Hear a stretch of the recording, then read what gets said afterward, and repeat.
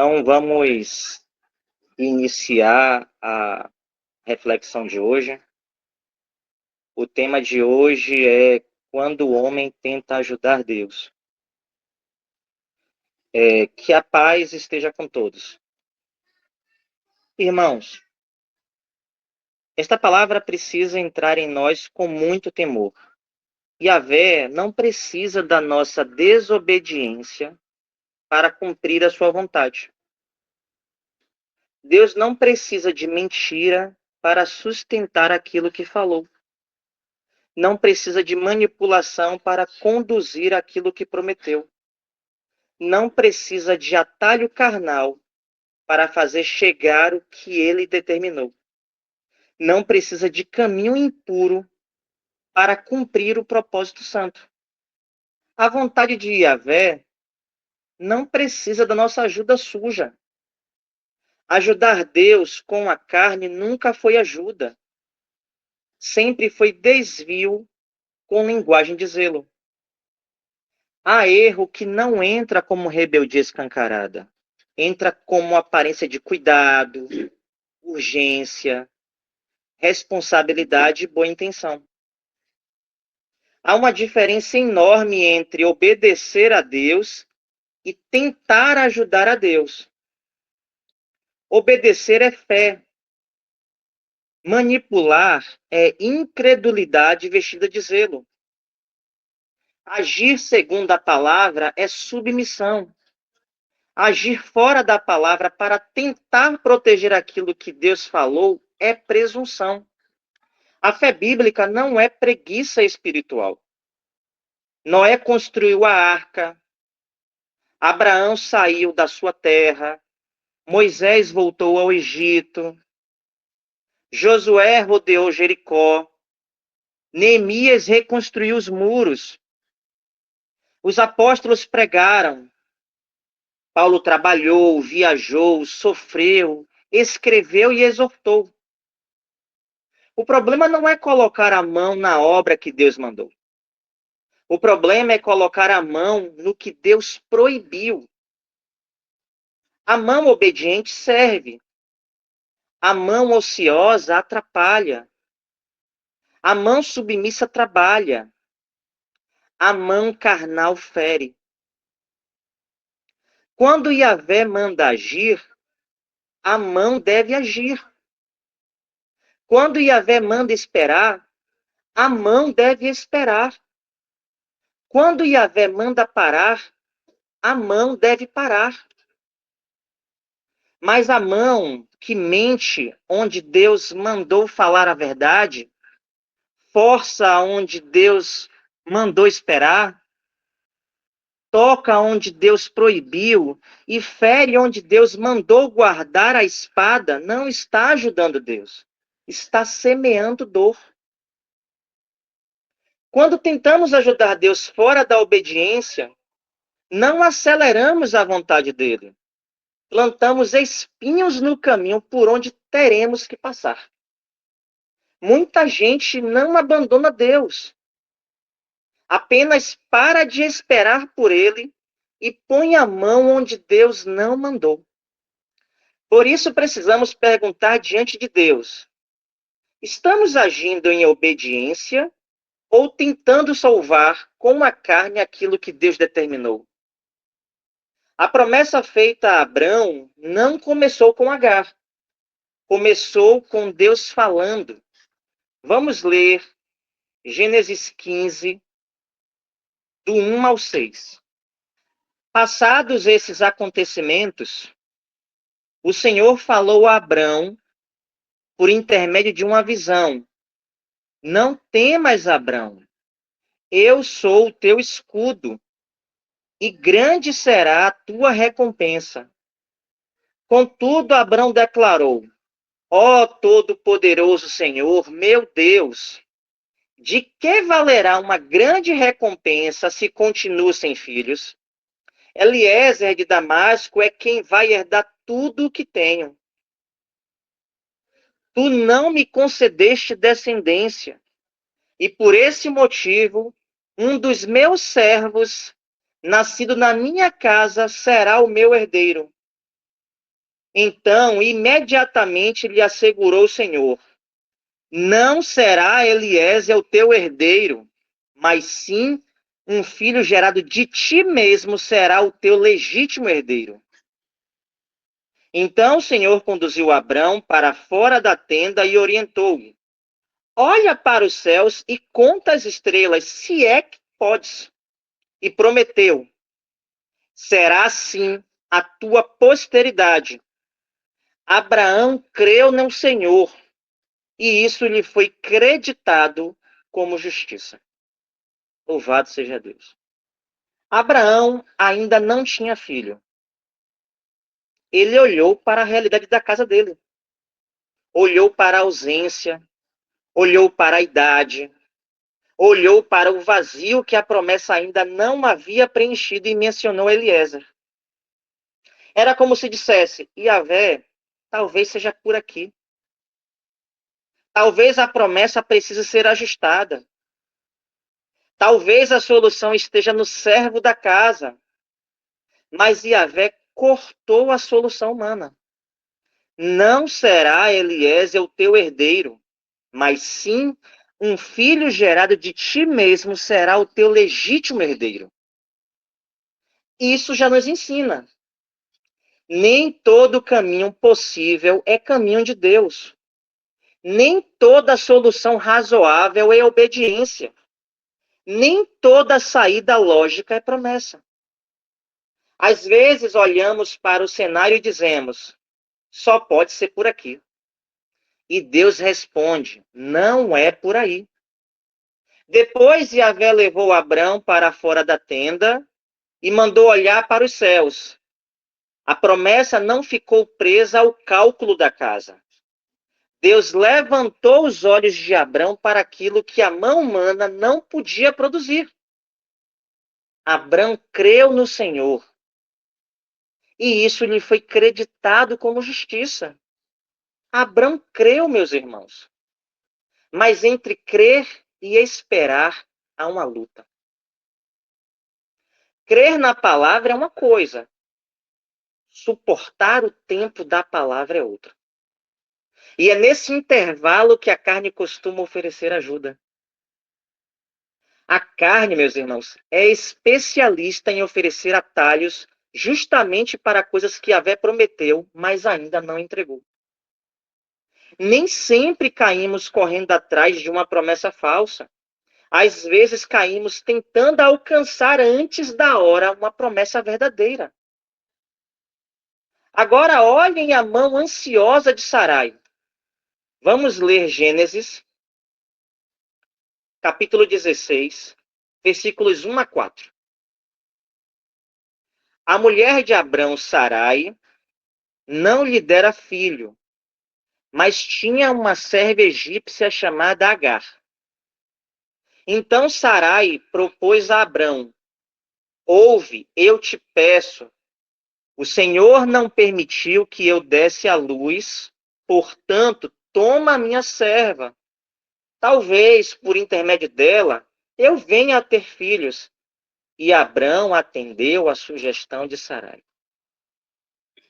E assim, depois de 10 anos em que Abrão habitava na terra de Canaã, sua esposa Sarai tomou Agar, a egípcia, e a entregou como mulher a seu marido Abrão.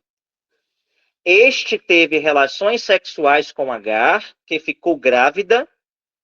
Quando Agar se viu grávida, começou a olhar sua senhora com arrogância e desprezo.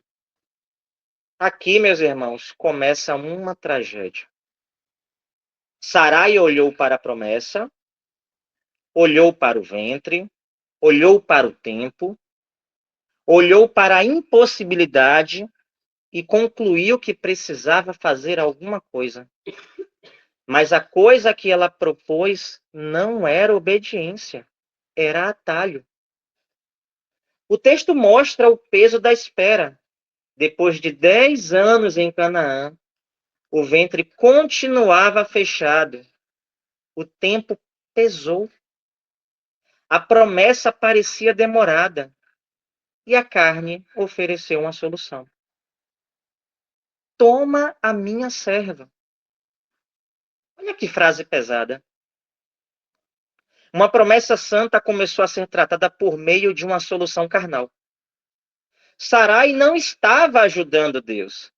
Estava tentando resolver com a carne aquilo que Yahvé havia prometido cumprir pelo poder dele. E Abrão atendeu à sugestão de Sarai. Abrão tinha ouvido a voz de Deus, mas naquele momento ouviu a voz da pressa, ouviu a voz do atalho, ouviu uma solução que parecia resolver a demora, mas plantava por dentro da casa. Agar concebeu. E o resultado apareceu. Mas nem todo o resultado é aprovação. Agar engravidou, mas a casa começou a arder. Aquilo que parecia solução começou a produzir desprezo, tensão e ferida. A carne também produz. Mas aquilo que a carne produz traz seu cheiro. Vamos ler Gênesis 16, versos 5 e 6.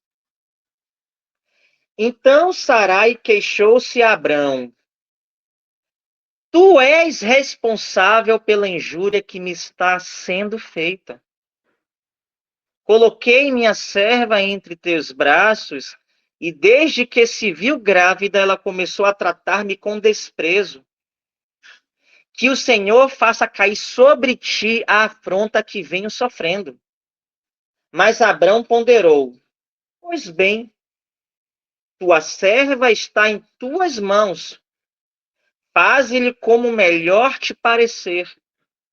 A partir desse momento, Sarai passou a maltratar sua serva de tal maneira que Agar fugiu. Olhem um rastro, meus irmãos. Incredulidade, atalho, gravidez, desprezo, acusação, omissão de Abrão, maus tratos contra Agar e fuga. É assim que a carne trabalha. Ela promete resolver uma dor e cria várias. Promete encurtar o caminho e alonga o sofrimento. Promete ajudar Deus e acaba ferindo pessoas. Sarai quis resolver o problema da esterilidade, mas agora havia uma serva ferida fugindo. Abrão aceitou a proposta, mas agora sua casa estava partida. Agar foi usada como meio para resolver a angústia de outros. E aqui precisamos falar com justiça. Agar não era uma ferramenta, era uma vida. Uma serva, sim, dentro daquele contexto antigo.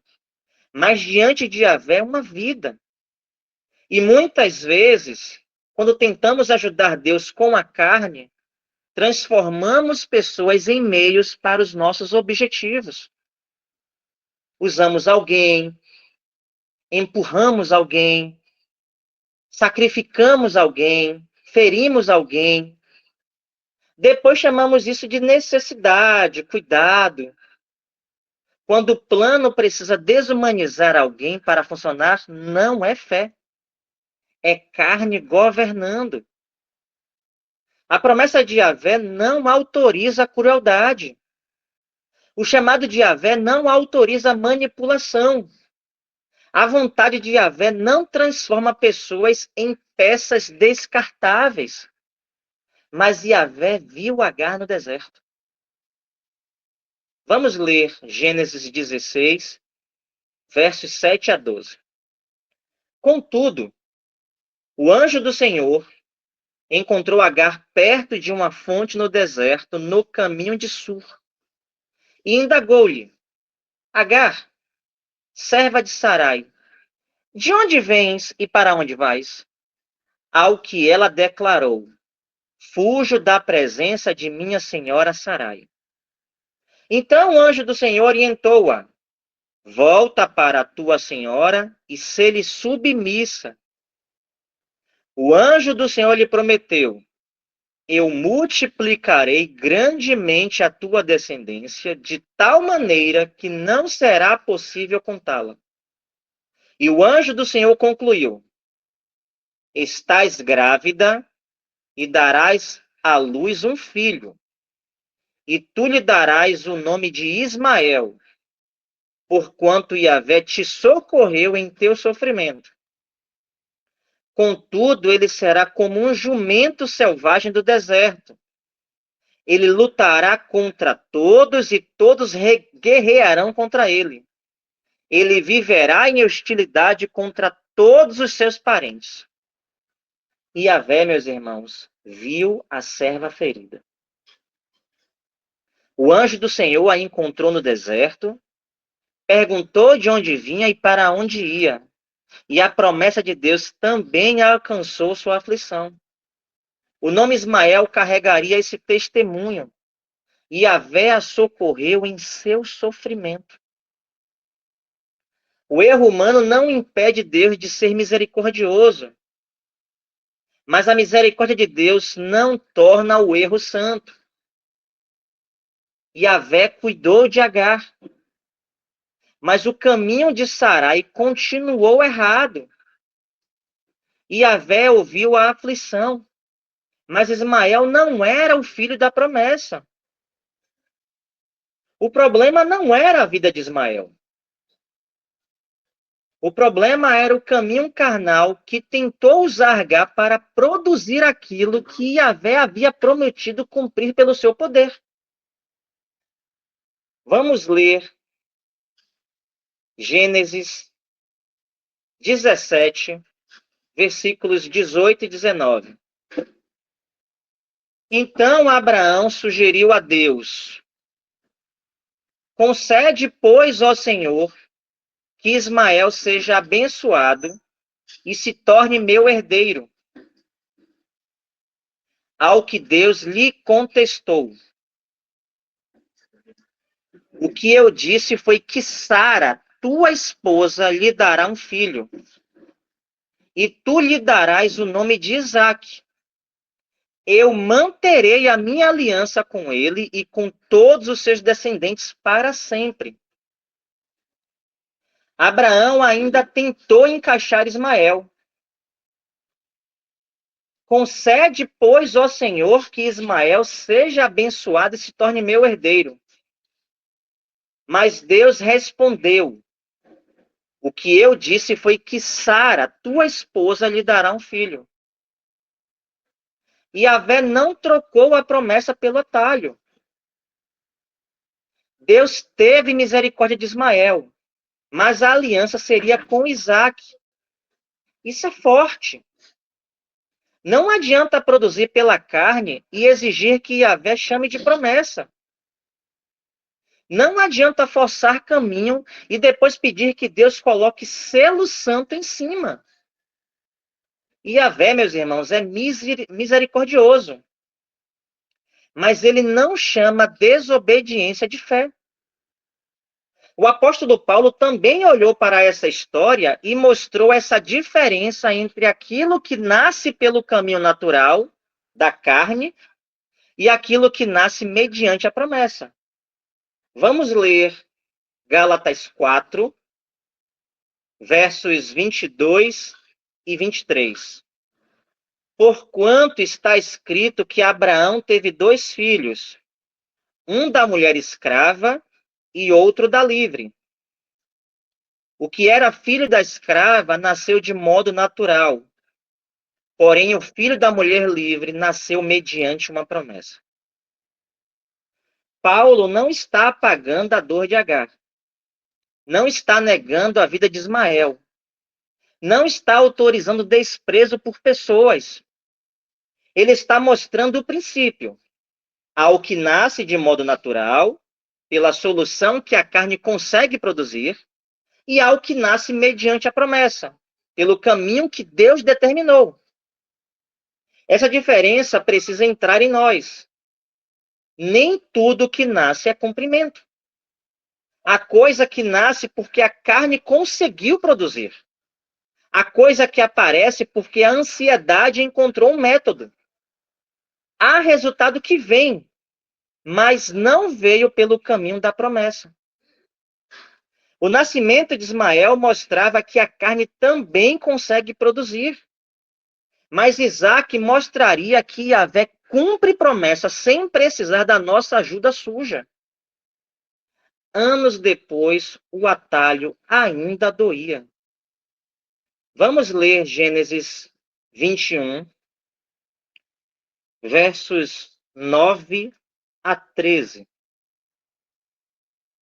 Ora, Sara percebeu que o filho nascido a Abraão, por intermédio da egípcia Agar, estava rindo de seu filho Isaque. E pediu a Abraão: expulsa esta serva e seu filho, para que o filho desta escrava não acabe sendo herdeiro com meu filho Isaque. Essa palavra acerca de seu filho Ismael muito entristeceu e preocupou a Abraão. Contudo, Deus orientou: não te lastimes por causa da criança e de tua serva.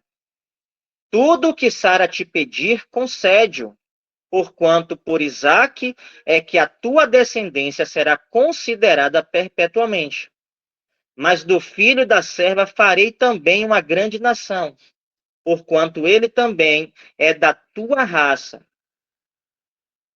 Sara viu o filho de Agar rindo de Isaque. Pediu que a serva e seu filho fossem expulsos. E Abraão se entristeceu profundamente por causa de Ismael. Deus ainda prometeu fazer do filho da serva uma grande nação, mas confirmou de novo que a descendência seria considerada por Isaque. O pecado pode ser praticado em uma noite, mas suas consequências podem sentar à mesa por anos. Sarai tentou ajudar Deus, mas quem colheu a dor foi a casa inteira. Abraão sofreu, Agar sofreu, Ismael sofreu, Sara sofreu. Isaque cresceu dentro de uma tensão que não precisava ter existido. É isso que a carne faz, meus irmãos. Promete alívio rápido e deixa herança longa. Mas a história de Abraão não termina em Agar. Yahvé não apenas expõe a pressa de Abraão, Yahvé também amadurece sua fé.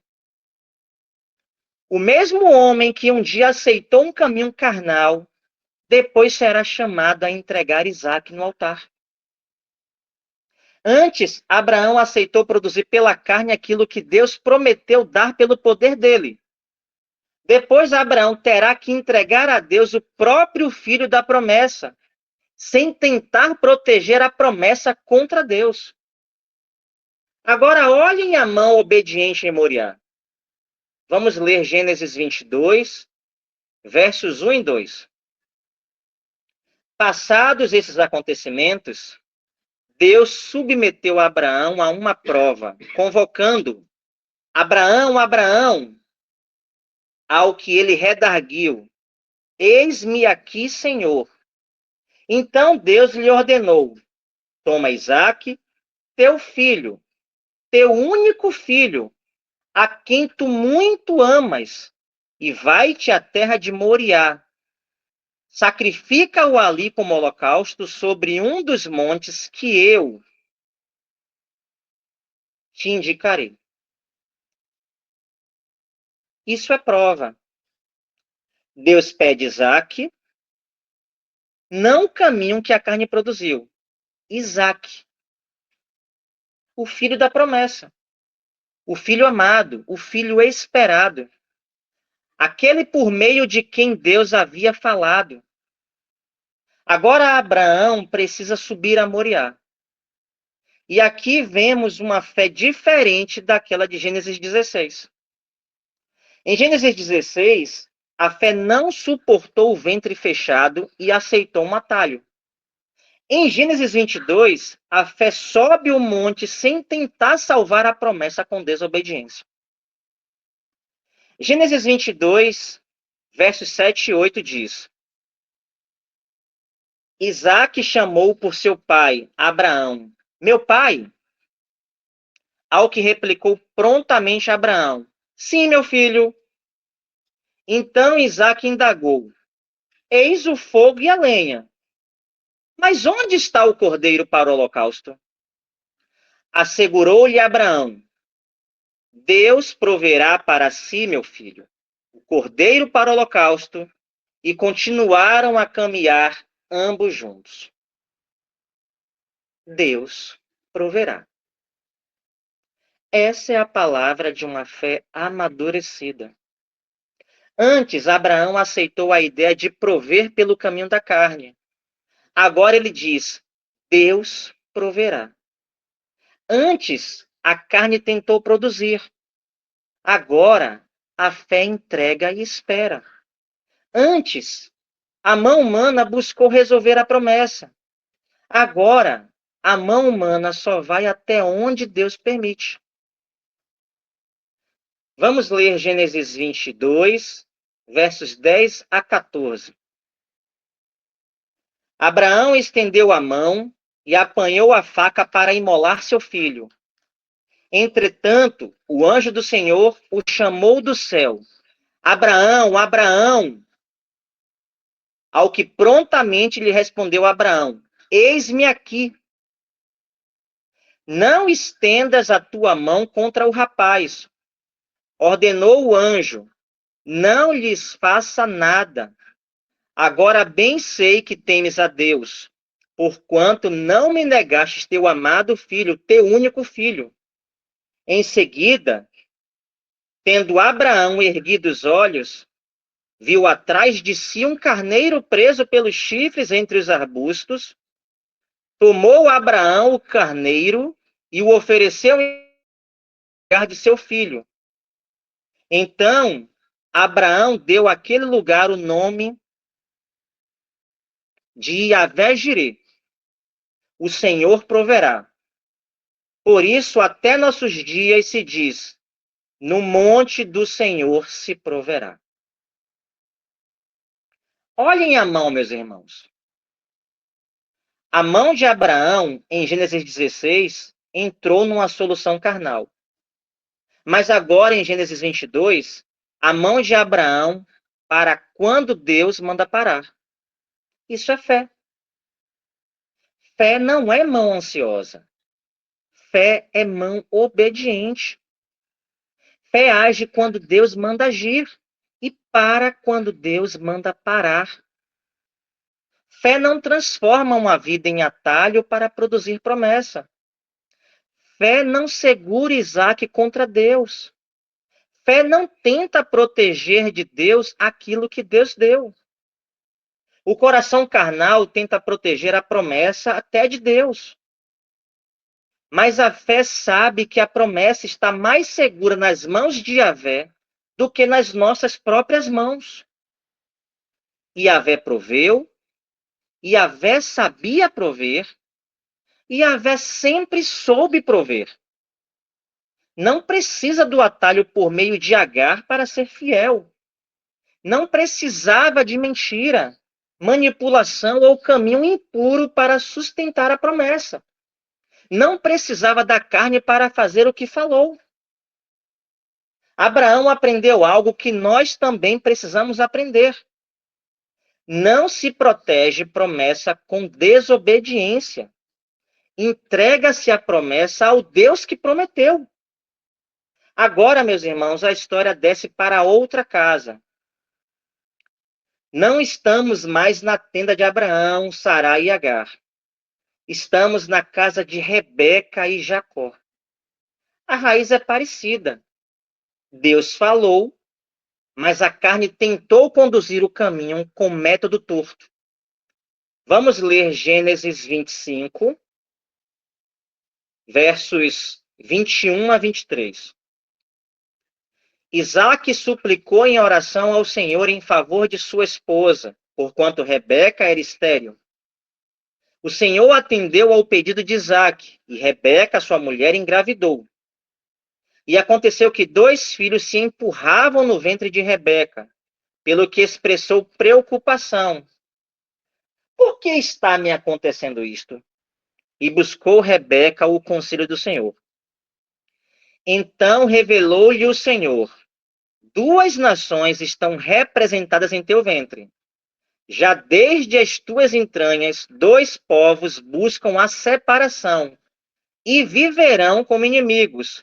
Um povo será mais forte que o outro, e o mais velho servirá ao mais moço. Antes dos meninos nascerem, meus irmãos, Rebeca buscou o Senhor. E Yahvé revelou que havia 2 nações em seu ventre. O mais velho serviria ao mais moço. A palavra já existia. O governo de Deus já havia sido declarado. Mas saber a promessa não impediu Rebeca de tentar manipular o caminho. Isso é muito sério. Podemos conhecer a palavra de Deus e ainda assim não esperar o modo de Deus. Podemos saber o que Deus falou, mas querer cumprir com método próprio.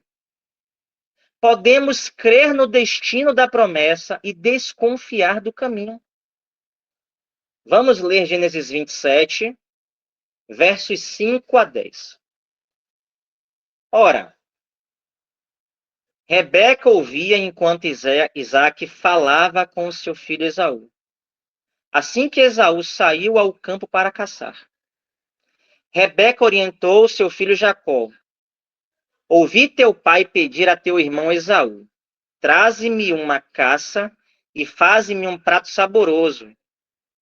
Eu comerei e te abençoarei diante de Yahvé antes de morrer. Agora, pois, ouve-me e faze como te ordeno. Vai ao rebanho e traze-me de lá 2 belos cabritos, e preparai para teu pai um bom prato como ele gosta. Tu o apresentarás a teu pai e ele comerá, a fim de que te abençoe antes de morrer. Olhem a frase. Ouve-me e faze como te ordeno. Jacó precisava confiar na palavra de Deus, mas Rebeca mandou Jacó ouvir a voz dela, e a voz dela o conduziu ao engano. Quando alguém que ama ensina um caminho torto para alcançar algo que parece certo, isso continua sendo pecado.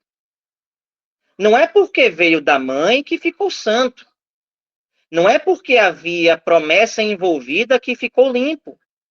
Não é porque a intenção parecia proteger o futuro que o método foi aprovado. Rebeca sabia que Jacó estava ligado à palavra, mas usou engano para tentar ajudar Deus. Vamos ler Gênesis 27, versos 11 e 13. Entretanto, Jacó ponderou a sua mãe Rebeca: vê, meu irmão Esaú é peludo e eu tenho a pele muito lisa. E se meu pai me apalpar? Poderá entender que estou tentando enganá-lo, fazendo-o de tolo, e em vez de bênção, atrairei sobre mim maldição. Afirmou-lhe sua mãe: que tal maldição recaia sobre mim, meu filho? Tão somente faze o que te peço. Vai e traz os animais. Jacó, meus irmãos, ele percebeu o risco, mas não perguntou primeiro: isso é pecado diante de Deus? Ele perguntou se seria descoberto. E isso nos revela uma doença do coração. A carne teme o flagrante mais do que teme o pecado. A carne não pergunta primeiro se Yahvé está vendo. Pergunta se os homens vão descobrir. E Rebeca respondeu: que tal maldição recaia sobre mim, meu filho? Como se alguém pudesse controlar tranquilamente a colheita do pecado que está mandando o outro cometer. A pessoa diz: deixa comigo, eu assumo. vai por mim, faz assim. Mas depois o rastro se espalha. E toda vez que alguém usa mentira para proteger promessa, já não está protegendo promessa, está profanando o caminho. Vamos ler Gênesis 27, versos 18 e 20. Então Jacó caminhou até seu pai e o chamou. Meu pai, ao que respondeu Isaque, sim, quem és tu, meu filho? Jacó disse a seu pai, sou Esaú, teu primogênito. Fiz o que ordenaste. Levanta-te, por favor, assenta-te e come da minha caça, a fim de que tua alma me abençoe. Isaque questionou Jacó. Como conseguiste encontrar a caça tão depressa, meu filho? E ele replicou, é que Yahvé, o teu Deus, a colocou no meu caminho. Olha as mentiras. Sou Esaú. A promessa agora, meus irmãos, está cercada por mentira. E ainda piora, é que Yahvé, o teu Deus, a colocou no meu caminho. Jacó não apenas mentiu, ele colocou Deus dentro da mentira. Isso é gravíssimo. Quando tentamos ajudar Deus com engano, muitas vezes usamos o nome de Deus para cobrir o próprio pecado. É dizer que Deus abriu uma porta quando quem abriu foi a manipulação. É dizer que Deus confirmou quando quem montou foi a carne. É dizer que foi providência quando foi fraude. Cuidado. Nem toda porta aberta foi aberta por Deus. Algumas portas foram arrombadas pela ansiedade. Nem toda bênção recebida foi recebida de forma limpa. Algumas coisas o coração pega com a mão impura e depois tenta agradecer como se Deus tivesse mandado. E Jacó recebeu a bênção, mas saiu carregando o rastro. A bênção tomada por engano não deixou a casa em paz. Em Gênesis 27, 34, Esaú gritou com muita força e grande amargura. Depois, em Gênesis 27, 41 a 45, passou a odiar Jacó, prometeu matá-lo, e Rebeca, que tinha dito, ouve-me, agora precisou mandar Jacó fugir. Ela falou em algum tempo, mas o engano custou anos. Pelo que o texto mostra, Rebeca não aparece reencontrando Jacó novamente. Ela tentou garantir o futuro do filho, mas acabou perdendo a presença dele. Isso é o rastro da carne. Promete poucos dias, entrega anos. Promete controle e entrega separação. Promete proteger, entrega fuga. Jacó foi para Labão. E ali o enganador encontrou outro enganador. Vamos ver o que diz em Gênesis 29, versículo 25. Chegou a manhã, e eis que Jacó percebe que havia dormido com Lia. Por isso saiu correndo e reclamou com Labão. Que foi isso que me fizeste? Não foi por amor a Raquel que eu servi em tua casa? Por que me enganaste? Jacó, meus irmãos, sentiu na pele o verbo que tinha praticado. Não precisamos transformar cada detalhe da vida de Jacó em uma conta simples de punição. Mas a Escritura mostra um princípio que não podemos ignorar. Quem escolhe o caminho do engano abre a porta para uma vida marcada por enganos. O pecado nunca fica só. Ele abre a escola, ensina a casa, cria vocabulário, planta modelo, deixa herança. A carne chama de estratégia e a Yahvé chama de pecado. Agora precisamos olhar para outro caminho. Até aqui vimos a carne tentando apressar a promessa. Sarai tentou resolver a promessa pela carne. Rebeca tentou garantir a bênção pela mentira. Mas Davi nos mostra uma fé que tem oportunidade nas mãos e ainda assim segura a própria mão. Davi já tinha sido ungido. Deus já havia indicado o futuro. Saul perseguia Davi injustamente. Davi sofria. Davi tinha promessa, perseguição, oportunidade e homens ao redor interpretando a ocasião como autorização de Deus. E é aí que a fé é provada. Vamos ler 1 Samuel 24, versos 3 e 7. No caminho, Saul parou nos currais de ovelhas, onde próximo havia uma caverna, e entrou ali a fim de aliviar o ventre. Entretanto, Davi e os seus soldados estavam escondidos bem no fundo da caverna. Então os soldados de Davi lhes sussurraram: Hoje é o dia sobre o qual o Senhor te prometeu. Entregarei o teu inimigo nas tuas mãos. Tu lhe farás como bem te parecer. Então Davi se levantou e, em silêncio, cortou a ponta do manto de Saul. Mas depois Davi ficou com remorso por ter cortado a ponta do manto de Saul e declarou aos que o seguiam que Yahvé me livre de proceder com vingança contra o meu senhor, de levantar a mão contra ele. Afinal, ele é o rei, ungido pelo Senhor. Com essas palavras, Davi conteve a sanha dos seus homens e impediu que se lançassem sobre Saul. E este saiu em paz daquela caverna e seguiu seu caminho. Louvado seja Deus. Saul entrou justamente na caverna onde Davi estava. A oportunidade, meus irmãos, parecia perfeita. Os homens de Davi disseram: é hoje, o Senhor entregou, a promessa vai se cumprir. Mas nem toda oportunidade é autorização. Nem toda porta aberta é direção.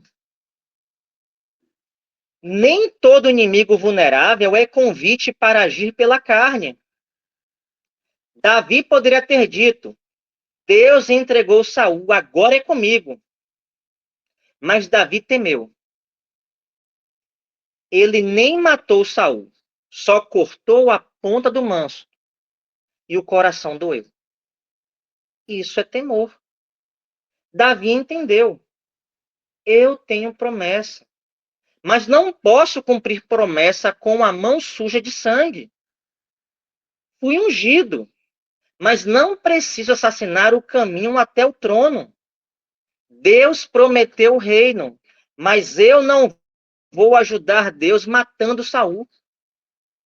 Em 1 Samuel 26, versos 8 a 11, Abissai tentou convencer Davi a matar Saul enquanto dormia. Disse que Deus havia entregado o inimigo nas mãos de Davi. Mas Davi recusou levantar a mão contra Saul.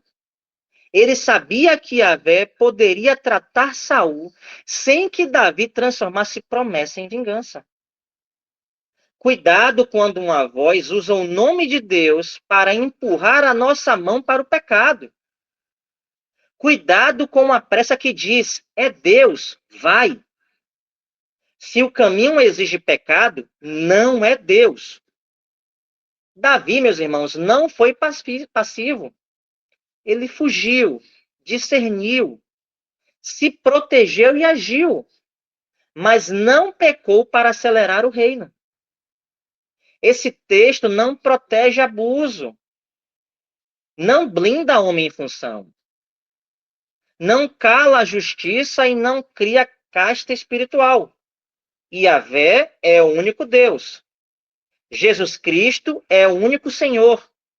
E todos nós somos irmãos e servos. A lição, meus irmãos, aqui é outra. Davi não transformaria a promessa em vingança. Davi podia declarar sua inocência, podia fugir, podia se proteger, podia esperar, mas não podia matar Saul para tomar o trono. Não matem Saul para tomar o trono. Não mintam para pegar a bênção. Não transformem uma vida como fizeram com Agar, em atalho para produzir promessa. Não ofereça sacrifício fora de ordem para assegurar povo. Não tente salvar a obra de Deus com mão carnal. Não puxe a espada para proteger um plano que Deus está conduzindo por outro caminho. O reino de Deus não precisa da nossa desobediência para chegar.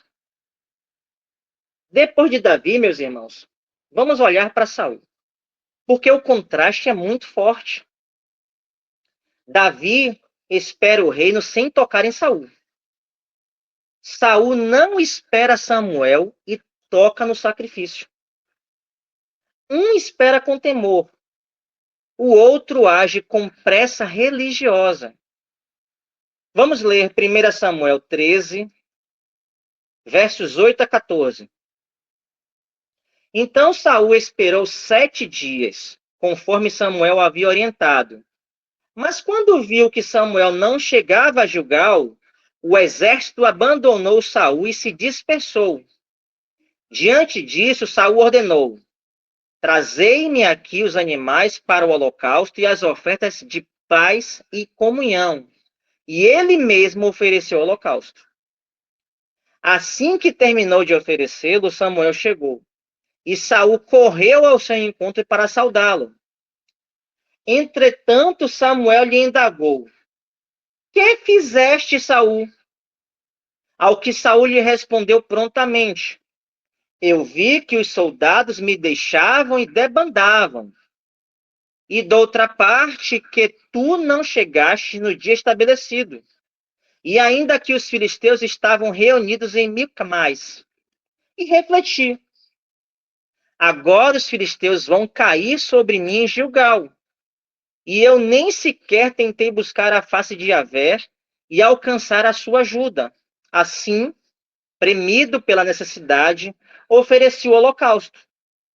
Ao que replicou-lhe Samuel: agiste como insensato. Tu não obedecestes a ordem que Yahvé, teu Deus, te dera. Se tivesses obedecido, Yahvé teria estabelecido o teu reino para sempre sobre todo Israel. Mas agora o teu reino não subsistirá, e tu não seguirás governando. O Senhor já escolheu um homem segundo o seu coração e o designou líder do seu povo, porquanto tu não observastes o que Yahvé te havia determinado. Saul, meus irmãos, esperou até onde sua ansiedade suportou.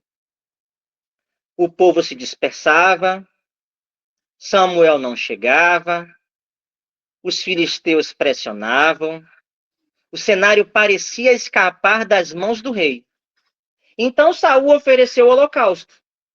A desculpa parecia até forte, premido pela necessidade. Mas necessidade não transforma desobediência em fé. Saul tentou salvar a situação fazendo o que Yahvé não havia autorizado. Tentou buscar a ajuda de Deus por um caminho que quebrava a ordem de Deus. Samuel não tratou aquilo como zelo, tratou como insensatez. Tu não obedeceste à ordem que Yahvé, teu Deus, te dera. Esse é o ponto. Saul não foi reprovado porque estava sem problema. Foi reprovado porque, debaixo de pressão, escolheu um caminho fora da palavra. Mais tarde, em outro episódio da vida de Saul, Samuel resumiria esse mesmo princípio de forma ainda mais direta. Vamos ler 1 Samuel 15, verso 22. Contudo, Samuel declarou: agrada-se mais a Yahvé com holocaustos e sacrifícios do que com a sincera obediência à sua palavra? De modo algum. A obediência é melhor do que o sacrifício, e a submissão do coração mais do que a gordura dos carneiros. Meus irmãos, a obediência é melhor do que qualquer sacrifício. Isso precisa entrar em nós.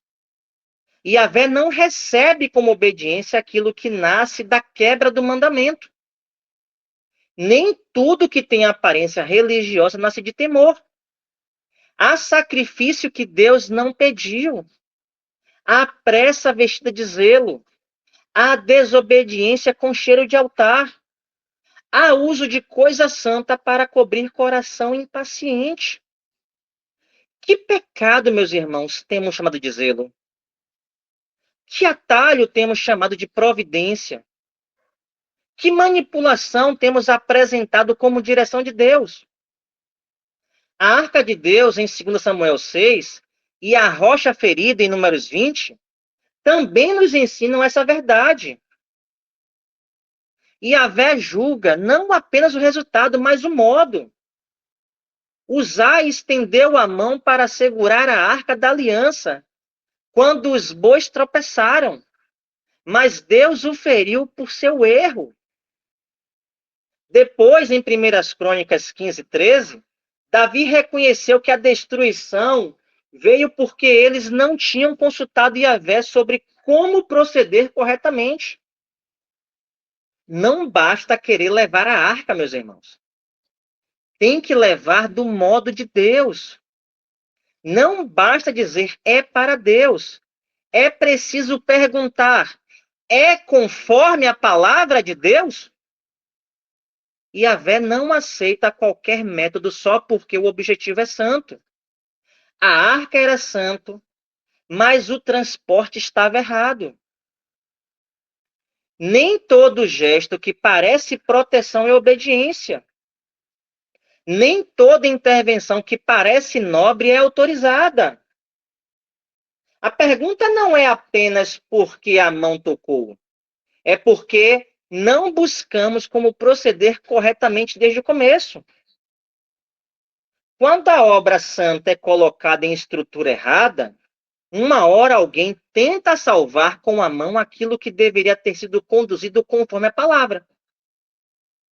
A obra de Deus não deve ser carregada em carro de filibuster. Não deve ser conduzida por modelo humano. Não deve ser sustentada por mão carnal. Quando abandonamos a ordem de Deus, depois de nos assustarmos, quando a arca pende, então alguém diz: deixa eu segurar. Mas Yahvé não quer apenas gente segurando no susto. Quer um povo obedecendo desde o começo. Moisés também nos adverte. Yahvé mandou falar ao rochedo diante da comunidade. Moisés feriu a rocha 2 vezes. A água saiu, o povo bebeu. Os rebanhos foram saciados. Mas Deus repreendeu Moisés e Arão, porque não confiaram suficiente nele para honrar sua santidade e palavra diante dos filhos de Israel. Isso é fortíssimo. Portanto, meus irmãos, aconteceu. A água saiu, mas o método foi julgado. O coração carnal mede tudo pelo resultado. Deu certo, então Deus aprovou. Cresceu, então Deus aprovou. Funcionou, então Deus aprovou. Saiu água, então Deus aprovou. Não é assim. A pergunta não é só se saiu água. A pergunta é se Yahvé foi santificado no modo. A pergunta não é só se resolveu. A pergunta é se obedeceu. Experiência passada não substitui obediência presente. Moisés já tinha visto muita coisa, mas naquele dia precisava obedecer ao que Deus disse naquele dia. Agora vamos olhar para Pedro. Até o amor pelo Senhor Jesus Cristo pode ser contaminado por entendimento carnal. Vamos ler João 18, versos 10 e 11. Nesse momento, Simão Pedro, que portava uma espada, puxou-a da bainha e feriu o servo do sumo sacerdote, decepando-lhe a orelha direita. E o nome daquele servo era Malco. Então Jesus ordenou a Pedro: embainha a tua espada. Acaso não haverei de beber o cálice que o Pai me deu? Pedro, meus irmãos, ele queria defender Jesus, mas estava lutando contra o cálice que o Pai havia dado ao seu filho. Isso é profundo. Às vezes a pessoa pensa que está protegendo o caminho de Deus, mas está resistindo ao modo como o Pai determinou conduzir o seu filho, o Cristo. Pensa que está protegendo a obra, mas está ferindo gente com espada carnal.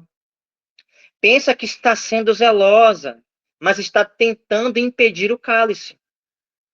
O Senhor Jesus Cristo não precisava da espada de Pedro para cumprir a vontade do Pai.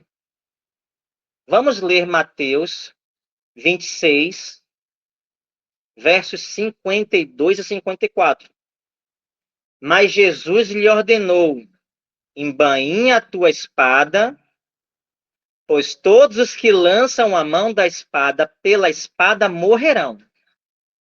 Ou imaginas tu que eu, neste momento, não poderia orar ao meu Pai e ele colocaria à minha disposição mais de 12 legiões de anjos?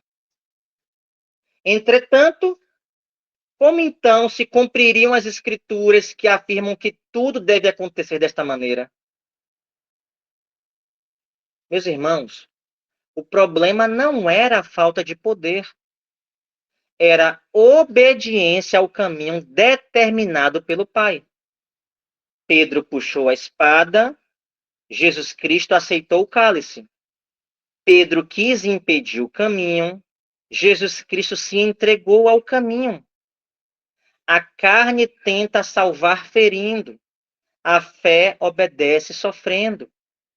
Antes do cálice, o Senhor Jesus Cristo já tinha enfrentado outra forma de atalho.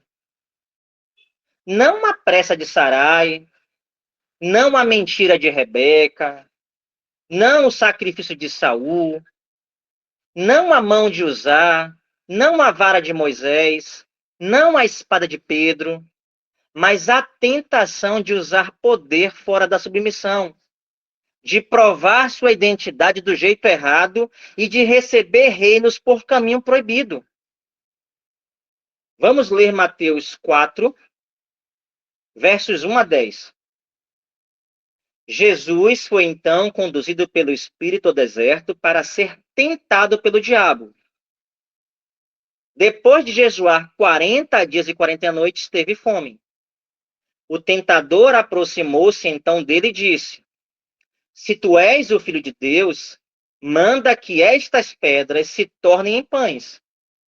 Jesus, porém, afirmou-lhe: está escrito, nem só de pão viverá o homem, mas de toda a palavra que sai da boca de Deus. Então o diabo o conduziu à cidade santa e colocou-o sobre a parte mais alta do templo e desafiou-lhe: se tu és o Filho de Deus, joga-te daqui para baixo, pois está escrito: aos seus anjos dará ordens a teu respeito, e com as mãos eles te susterão, para que jamais tropeces em alguma pedra.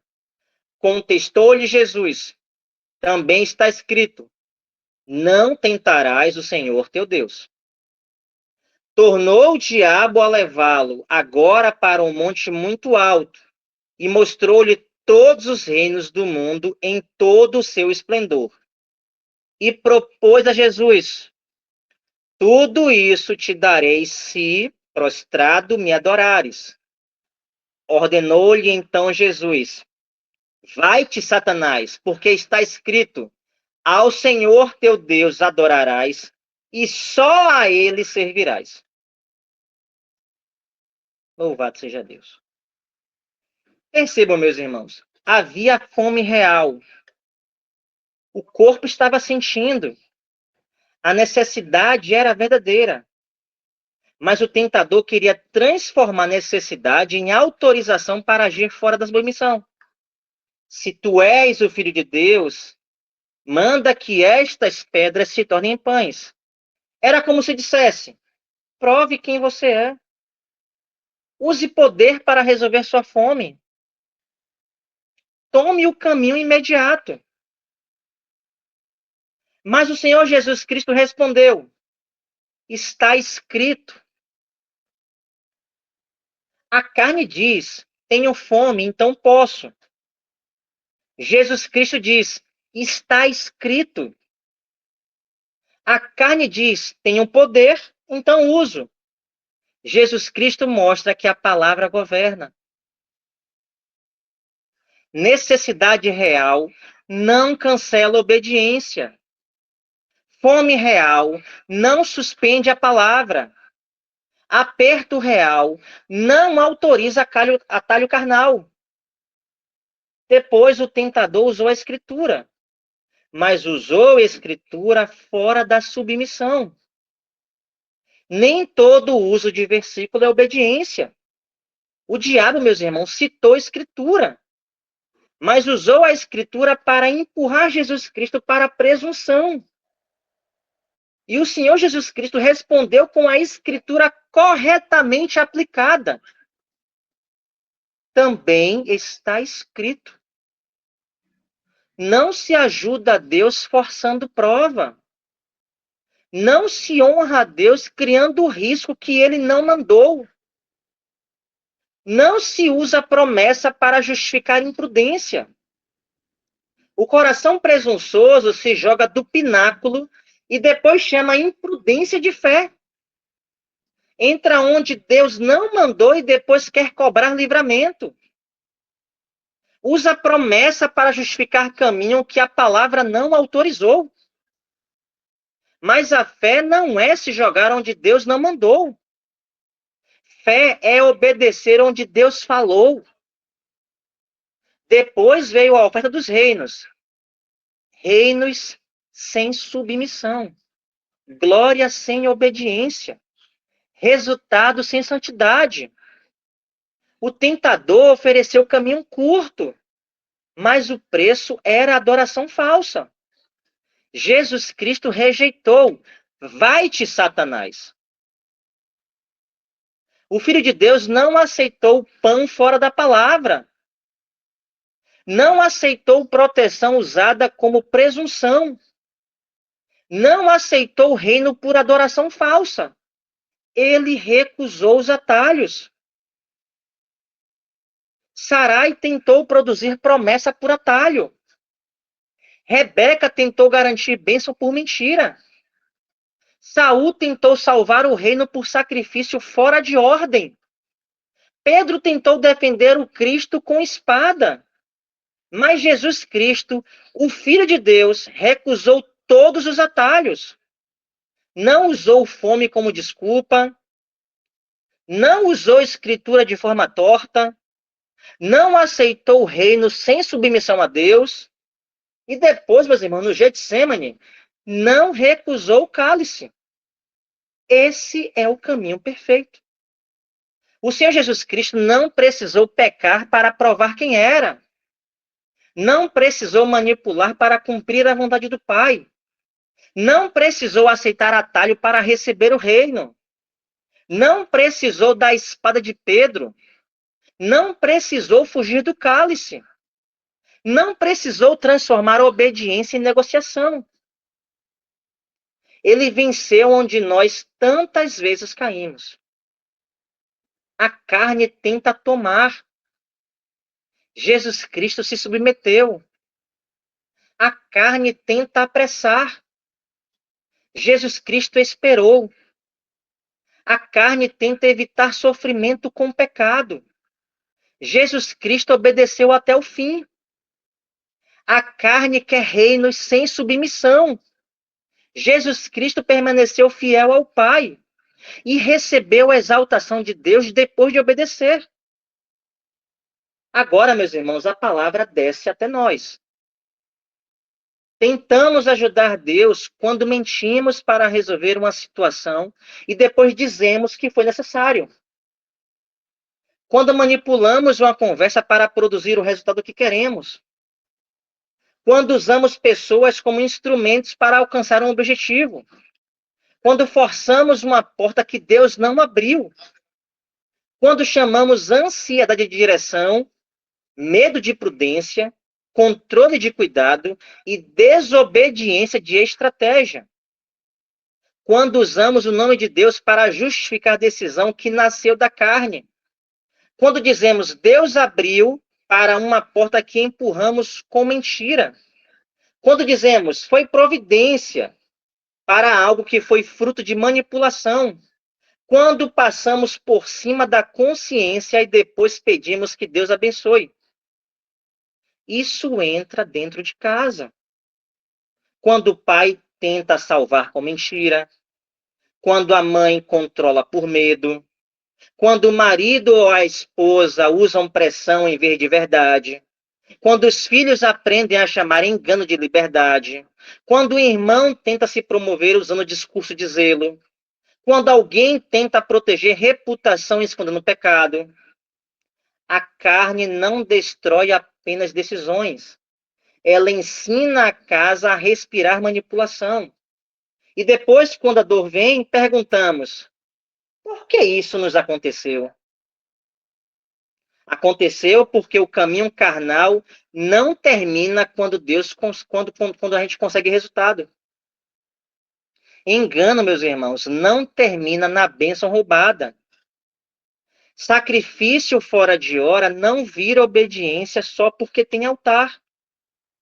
Mão imprudente na arca não vira reverência só porque parecia socorro.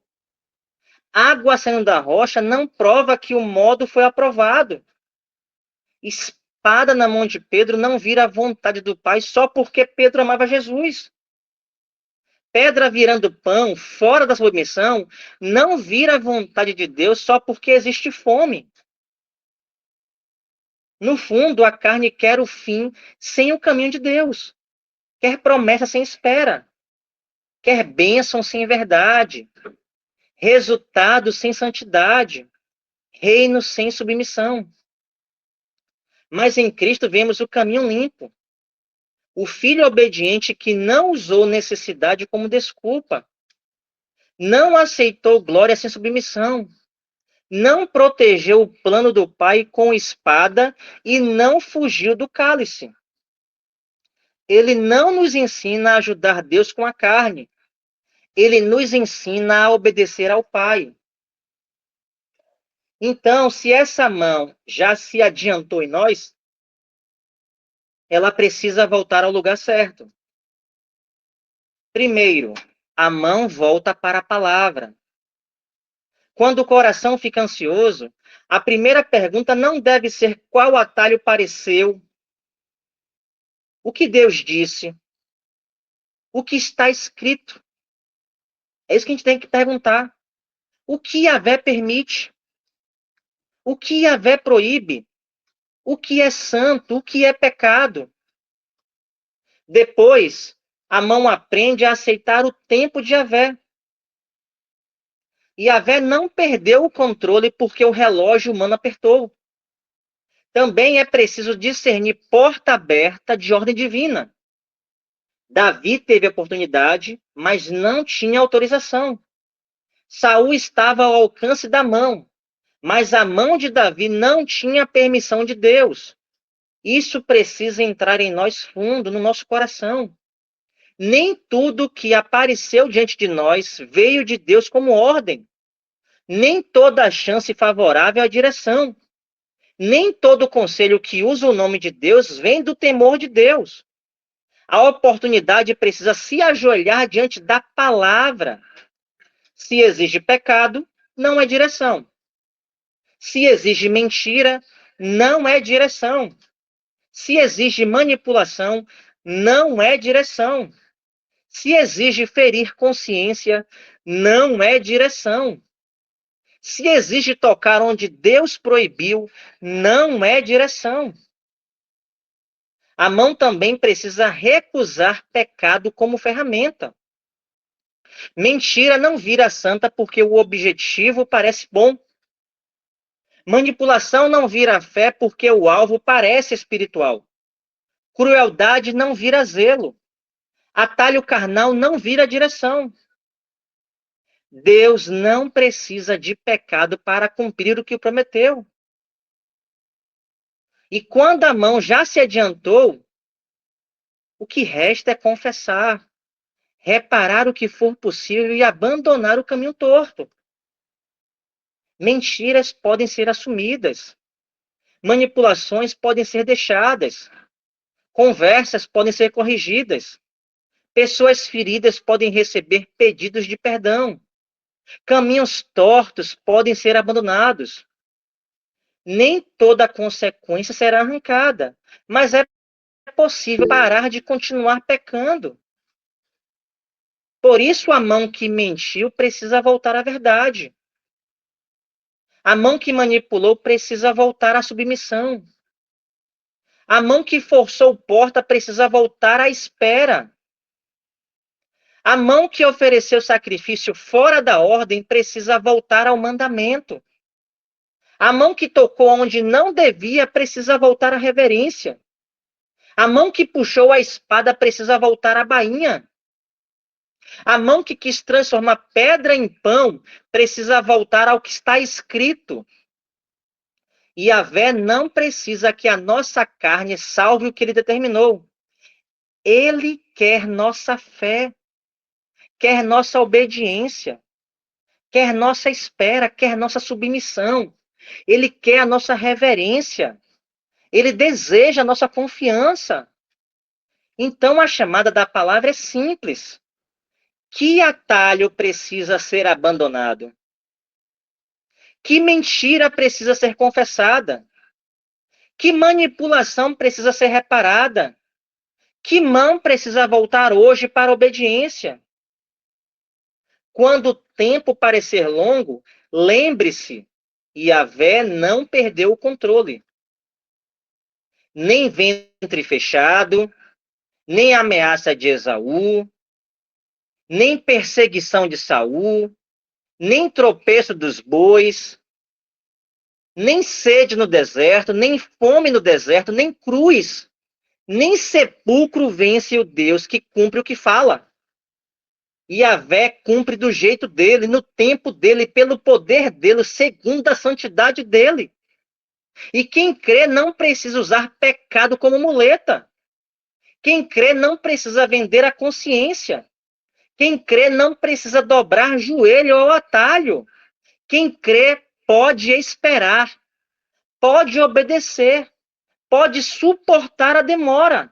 Pode dizer: Deus falou, então eu não preciso pecar para ajudar Deus a ser fiel. Que Yahvé, meus irmãos, nos livre de toda ajuda carnal, da pressa que tenta produzir pela carne aquilo que Yahvé prometeu cumprir pelo seu poder, da mentira que veste Jacó com roupa de Esaú, do sacrifício de Saul, da mão de Uzá, da vara que fere quando Deus mandou falar, da espada de Pedro, dos atalhos do deserto, e que Yahvé nos dê fé simples, limpa e obediente, fé que espera sem manipular, fé que age sem desobedecer, fé que sabe que Deus não precisa do nosso pecado para cumprir a sua vontade. Em nome do Senhor Jesus Cristo.